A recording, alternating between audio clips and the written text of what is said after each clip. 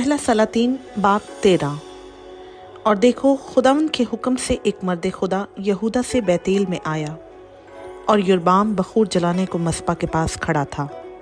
और वो खुदावंद के हुक्म से मस्पा के खिलाफ चिल्लाकर कहने लगा, ए मस्पा, खुदावंद यूँ फरमाता है कि देख, दाऊद के घराने से एक लड़का बनाम यूसिया पैदा होगा।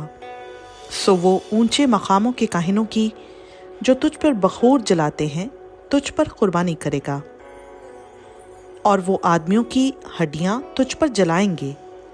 और उसने उसी दिन एक निशान दिया और कहा, वो निशान जो खुदावंद ने बताया है ये है कि देखो, मस्पा फट जाएगा और वो राख जो उस पर है गिर जाएगी। और ऐसा हुआ कि जब बादशाह ने उस मर्द खुदा का कलाम जो उसने बैतूल में मस्पा के खिलाफ चिल्लाकर कहा था सुना, तो यरबाम ने मस्पा पर से अपना हाथ लंबा किया और कहा कि उसे पकड़ लो। और उसका वो हाथ जो उसने उसकी तरफ बढ़ाया था खुश्क हो गया, ऐसा कि वो उसे फिर अपनी तरफ खींच ना सका। और उस निशान के मुताबिक जो उस मर्द खुदा ने खुदावंद के हुक्म से दिया था, वो मस्पा भी फट गया और राख मस्पा पर से गिर गई। तब बादशाह ने उस मर्द खुदा से कहा कि अब खुदावंद अपने खुदा से इल्तिजा कर और मेरे लिए दुआ कर, ताकि मेरा हाथ मेरे लिए फिर बहाल हो जाए। तब उस मर्द खुदा ने खुदावंद से इल्तिजा की और बादशाह का हाथ उसके लिए बहाल हुआ, और जैसा पहले था वैसा ही हो गया। और बादशाह ने उस मर्द खुदा से कहा कि मेरे साथ घर चल और ताज़ा दम हो, और मैं तुझे इनाम दूंगा। उस मर्द खुदा ने बादशाह को जवाब दिया कि अगर तू अपना आधा घर भी मुझे दे तो भी मैं तेरे साथ नहीं जाने का, और ना मैं इस जगह रोटी खाऊं और ना पानी पीऊं, क्योंकि खुदावंद का हुक्म मुझे ताकीद के साथ ये हुआ है कि तू ना रोटी खाना, ना पानी पीना, ना उस राह से लौटना जिससे तू जाए। सो वो दूसरे रास्ता से गया और जिस राह से बैतूल में आया था उससे ना लौटा। और बैतूल में एक बुढ़ा नबी रहता था। सो उसके बेटों में से एक ने आकर वो सब काम जो उस मर्द खुदा ने उस रोज़ बैतूल में किए उससे बताए, और जो बातें उसने बादशाह से कही थीं उनको भी अपने बाप से बयान किया। और उनके बाप ने उनसे कहा, वो किस राह से गया? उसके बेटों ने देख लिया था कि वो मर्द खुदा जो यहूदा से आया था किस राह से गया है। सो उसने अपने बेटों से कहा, मेरे लिए गधे पर ज़ेन कस दो। बस उन्होंने उसके लिए गधे पर ज़ेन कस दिया और वो उस पर सवार हुआ और उस मर्द खुदा के पीछे चला और उसे बलूत के एक दरख्त के नीचे बैठे पाया। तब उसने उससे कहा, क्या तू वही मर्द खुदा है जो यहूदा से आया था? उसने कहा, हाँ। तब उसने उससे कहा, मेरे साथ घर चल और रोटी खा। उसने कहा, मैं तेरे साथ लौट नहीं सकता और ना तेरे घर जा सकता हूँ, और मैं तेरे साथ इस जगह ना रोटी खाऊं ना पानी पीऊं, क्योंकि खुदावंद का मुझको यूं हुक्म हुआ है कि तू वहाँ ना रोटी खाना ना पानी पीना, और ना उस रास्ता से होकर लौटना जिससे तू जाए। तब उसने उससे कहा, मैं भी तेरी तरह नबी हूँ, और खुदावंद के हुक्म से एक फरिश्ता ने मुझसे ये कहा कि उसे अपने साथ अपने घर में लौटा कर ले आ, ताकि वो रोटी खाए और पानी पिए, लेकिन उसने उससे झूठ कहा। सो वो उसके साथ लौट गया और उसके घर में रोटी खाई और पानी पिया।